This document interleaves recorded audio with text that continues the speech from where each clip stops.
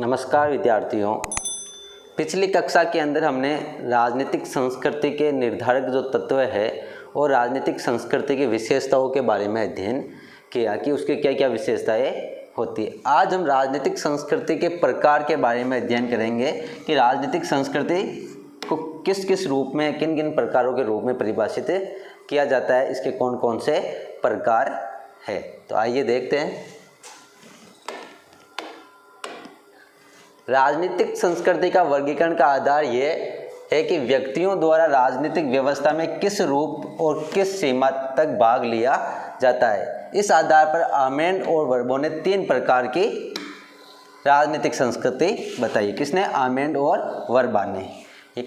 राजनीतिक संस्कृति का वर्गीकरण की जब हम बात करते हैं तो राजनीतिक संस्कृति के जो विभिन्न प्रकार है उनमें व्यक्तियों द्वारा राजनीतिक व्यवस्था में किस रूप में, यानी जो राजनीतिक व्यवस्था का संचालन कर रहे हैं, उसका सहयोग प्रदान कर रहे हैं, वो किस रूप में उसका सहयोग प्रदान कर रहे हैं तथा किस सीमा तक वे उस व्यवस्था के अंदर भाग ले रहे हैं। इस आधार पर आमेंड और वर्बा ने 3 प्रकार की राजनीतिक संस्कृति बताई है।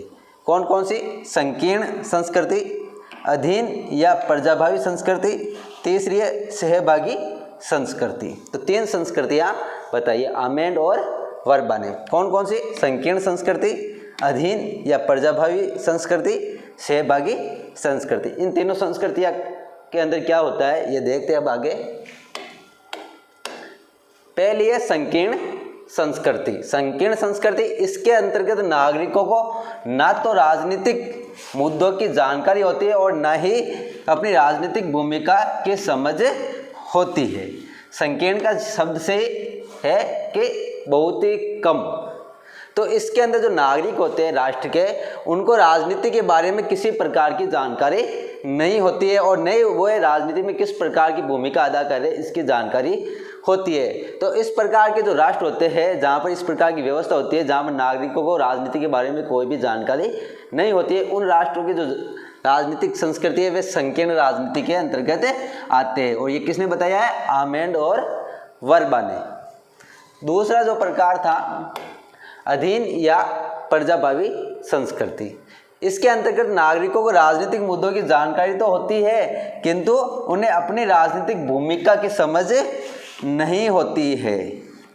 तो पहले के अंदर तो न तो राजनीतिक जो संकीर्ण संस्कृति है उसके अंदर न तो राजनीतिक भूमिका के बारे में जानकारी होती है और न ही राजनीतिक जो व्यवस्था है उसके बारे में जानकारी होती है। दूसरी जो अधीन एवं प्रजाभावी संस्कृति है, इसके अंदर जो राजनीतिक मुद्दे होते हैं राजनीतिक व्यवस्था के, इन मुद्दों की जानकारी तो जनता को होती है लेकिन उनकी क्या भूमिका है राजनीति में, इसकी भूमिका जानकारी प्रजा को नहीं होती। तो इसको कहते हैं अधीन या प्रजाभावी संस्कृति।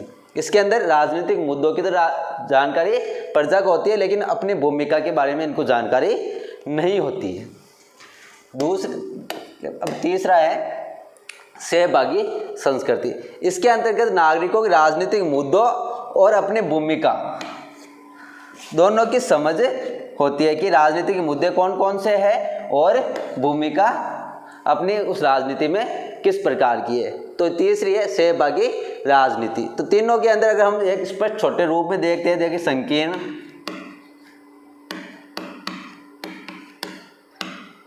अधीन और तीसरी सहभागी। तो इसके अंदर मुद्दों और भूमिका दोनों की जानकारी इसमें नहीं होती है, जबकि इसके अंदर मुद्दों की तो जानकारी होती है लेकिन भूमिका की जानकारी नहीं होती है। सहभागी के अंदर मुद्दों की भी जानकारी होती है और भूमिका की भी जानकारी होती है। तो ये 3 प्रकार की संस्कृतियाँ बताइए किसने? आमेंड और वर्बा ने। आगे देखते हैं। आमेंड ने राजनीतिक व्यवस्था के आधार पर 4 प्रकार की राजनीतिक संस्कृतियों का उल्लेख किया है।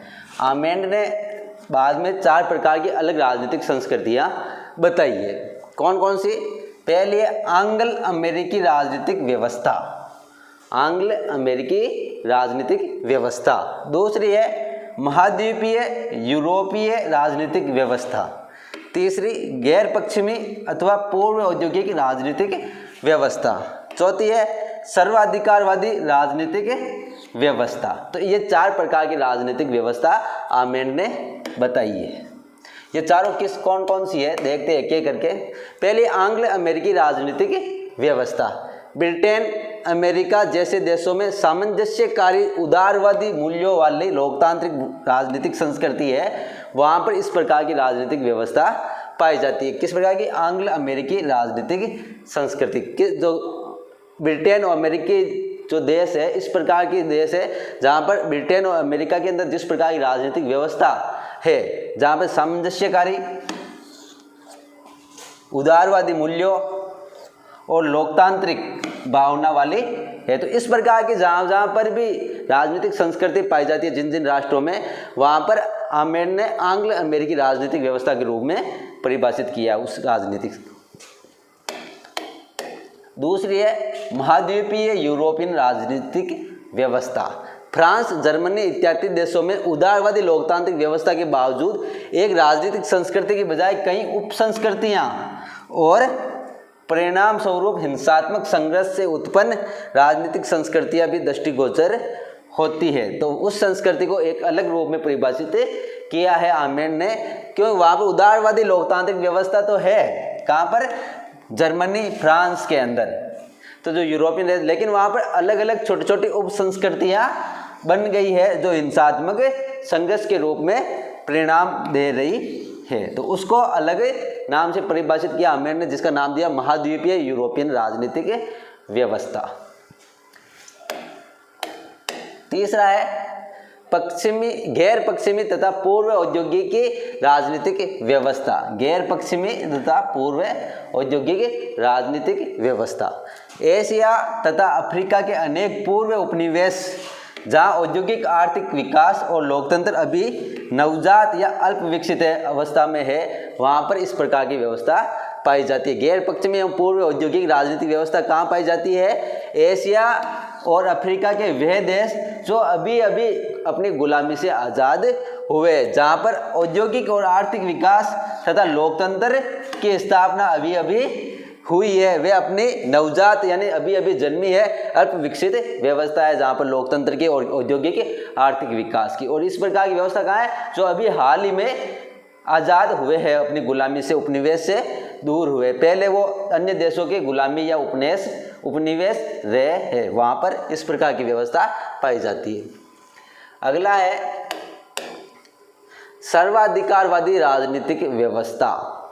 अधिनायकवाद, ये व्यवस्था कहाँ पाई जाती है? जहाँ पर अधिनायकवादी व्यवस्था हो। सर्वाधिकारवादी लोकतांत्रिक राजनीतिक व्यवस्था, जहाँ विपक्ष और विरोध की संभावना नहीं होती, वहाँ पर इन देशों के अंदर नहीं तो विपक्ष होता है, नहीं उनका कोई विरोध कर सकता है। वहाँ की जो सरकार होती है उसके सामने कोई विपक्ष नहीं होता है, विरोधी पक्ष नहीं होता है, उसका विरोध करने वाला कोई नहीं होता है।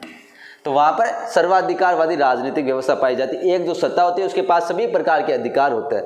एशिया अफ्रीका के अनेक सैन्य तानाशाही, और ये कहाँ पर ऐसी व्यवस्था होगी जहाँ सैन्य तानाशाही है। चीन जो देश है, उत्तरी कोरिया जैसे साम्यवादी देशों में यह व्यवस्था पाई जाती है, जहाँ पर विपक्ष नहीं होता, विरोधी नहीं होता है सत्ता का, वे यहाँ पर सर्वाधिकारवादी राजनीतिक व्यवस्था पाई जाती है। इसके अतिरिक्त जब राजनीतिक संस्कृतियाँ के अन्य विद्वानों ने विभाजन किया तो फाइनर ने सत्ता, जो शासन व्यवस्था चलाने वाली सत्ता है, में सैन्य भूमिका के आधार पर परिपक्व, विकसित, निम्न और न्यूनस्तरीय राजनीतिक संस्कृतियाँ की चर्चा की है। फाइनर ने जो सेना की भूमिका सत्ता में किस किस आधार पर है, कितनी है, उसके आधार पर अलग अलग प्रकार की राजनीतिक व्यवस्था बताइए कि परिपक्व है, विकसित है, न्यून और न्यूनस्तरीय राजनीतिक संस्कृतियाँ बताई।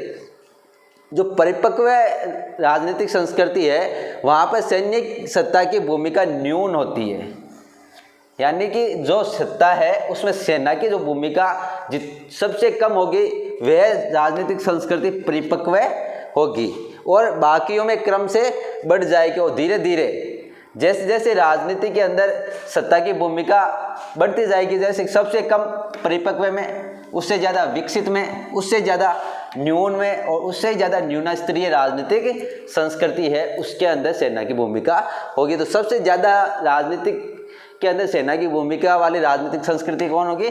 न्यून स्तरीय राजनीतिक संस्कृति। और सबसे जहाँ पर कम है वह होगी परिपक्व राजनीतिक संस्कृति। किसने कहा? फाइनर ने। आगे देखते हैं, वाइसमैन ने राजनीतिक संस्कृति को और विभाजन किया। तो वाइसमैन ने 3 विशुद्ध राजनीतिक संस्कृतियां, संकुचित, पराधीन और सहभागी, तो एकदम शुद्ध राजनीतिक संस्कृतियों के रूप में, तथा 3 मिश्रित राजनीतिक संस्कृतियां, संकुचित, पराधीन, सहभागी और संकुचित सहभागी राजनीतिक संस्कृतियों के रूप में वर्गीकरण किया। तो कुल मिलाकर 6 प्रकार के बताइए वाइसमैन ने, 3 विशुद्ध और 3 मिश्रित राजनीतिक संस्कृतियां।